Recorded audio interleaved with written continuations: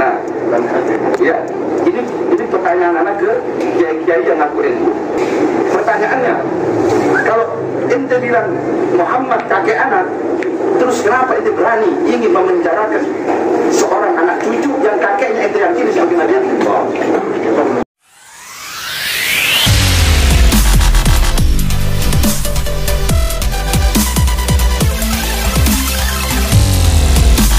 Saudara sebangsa dan setanah air, saya keliling dunia, dan karena dawuhnya Hadratus Syekh Hasyim Asy'ari, dawuhnya Kiai Wahab Hasbullah, dawuhnya Kiai Bisri Samsuri, bahwa kita harus menghormati keturunan Rasulullah, maka hampir di negara manapun di dunia tidak ada orang menghormati keturunan Rasulullah yang bernama Syarif atau Habib kecuali di Indonesia. Nah, kaitannya dengan ini, maka saya mohon bangsa Indonesia tidak perlu merasa rendah diri, bahwa kita hormat, tawadhu itu adalah konsep bagian dari akhlak. Innamal bu'istu liutamima makarimal akhlak. Jangankan Kak Habib, yang tidak Habib pun bangsa Indonesia sudah terbiasa menghormati. Maka coba lihat kesehariannya. Beda umur kita memanggil Mas, Raka. Kalau beda lebih rendah disebut Dimas Raka atau Kang Mas Raka. Dimas, kalau perempuan dia Ajeng, Mbok Ayu. Ini dari awal penghormatan dan etika itu sudah mendarah daging bagi bangsa Nusantara. Nah, ini kemudian digunakan juga pada zaman Belanda, didatangkan orang-orang dari Yaman pada abad ke-18 dan sebelumnya, kemudian didatangkan orang-orang dari Cina daratan untuk menggantikan orang-orang Mongol yang sudah ada di Indonesia. Strategi Belanda ini adalah untuk memunculkan sekat antara bangsa penjajah Eropa yang bernama Belanda itu sebagai bangsa kelas utama, kemudian ada bangsa di antaranya yaitu bangsa Arab, Yaman, dan bangsa Cina daratan, Konfusius atau pengikut Konghucu. Baru bangsa Indonesia ini menjadi warga kelas 3. Maka ada semacam anjuran bahwa rakyat Indonesia ini memanggil orang-orang Arab yang pendatang yang didatangkan oleh Belanda itu dengan sebutan Tuan atau Wan, atau meskipun bukan keluarga Syarif pun dipanggilnya Sayyid, Ye. Dan rakyat Indonesia yang pribumi asli justru harus memanggil orang Cina ini sebagai Yuk atau Tuan juga. Nah, terlalu lamanya bangsa ini di bawah tekanan membuat jiwanya menjadi inferior. Padahal bangsa Indonesia ini bangsa yang memiliki budaya sangat luar biasa.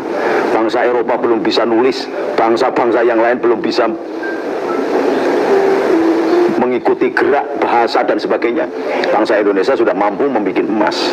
Dan membuat emas itu tidak seperti teknologi yang model Belanda sekarang ditambang kemudian dijadikan ini. Tetapi bangsa Jawa atau bangsa Nusantara atau Jawa Dipa ini mampu menjinakkan bakteri sampai level keempat.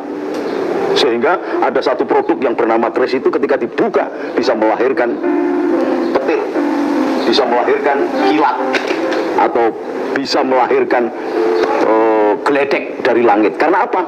Karena ini dibikin dari elemen-elemen baja dan besi yang dari langit yang mampu menangkap hidrogen plus sehingga ketika dibuka jebret maka akan melahirkan gerak lontaran-lontaran energi yang disebut kilat atau halilintar. Ini bukan karena bangsa Jawa ini musyrik atau dengan doa-doa, enggak, dengan teknologi yang demikian canggih. Dan itu semua kitab disimpan para wali songo yang hanya beberapa orang tertentu saja yang bisa. Nah, ini kemudian yang terus disalahartikan sejak munculnya kelompok-kelompok yang mengaku Habib ini, karena ketidakfahaman dia tentang teknologi, bahwa baja dengan kandungan elemen bakteri pada level keempat ini yang bisa melahirkan atau menarik geledek itu dianggap musyrik, dianggap sebagai kurafat. Kayak misalnya orang menanam padi, sebelum panen dia menyediakan di situ ada telur, ada kembang, ada gulai merah, kemudian ada bawang merah dan bawang putih. Sebenarnya ketika mau panen sebelum seminggu maka disebut wiwitan, padahal mau panen. Karena apa? Setelah panen, damen-damen atau pohon padi ini akan dibusukkan dengan bakteri yang terlahir atau terpicu karena makan gula merah, makan telur. Telur ini kemudian ada unsur nitrogennya yang akan menumbuhkan, makan bawang merah, bawang putih, sehingga ketika damen ini ditebahkan ke tanah terjadi percepatan pembusukan tanpa menghilangkan unsur hara. Ini strategi, ini teknologi pertanian yang sangat luar biasa dan dikemas dalam bentuk budaya. Karena apa? Supaya tidak dicuri oleh Belanda. Belanda hanya menggunakan akal, sementara akal-akal sederhana sebagai bangsa penjajah. Sementara warga Nusantara, warga Jawa ini sudah memiliki pengetahuan yang sangat luar biasa. Bahkan dengan sesaji itu melahirkan satu gerak. Bakteri ini akan, atau virus atau bakteri ini akan memakan sesaji itu sehingga bisa melahirkan lumut dan sebagainya. Ketika lumut itu dipanen maka bisa berubah menjadi emas. Dan sejarah penaklukan Jawa sampai ke negara ASEAN tidak menggunakan perang.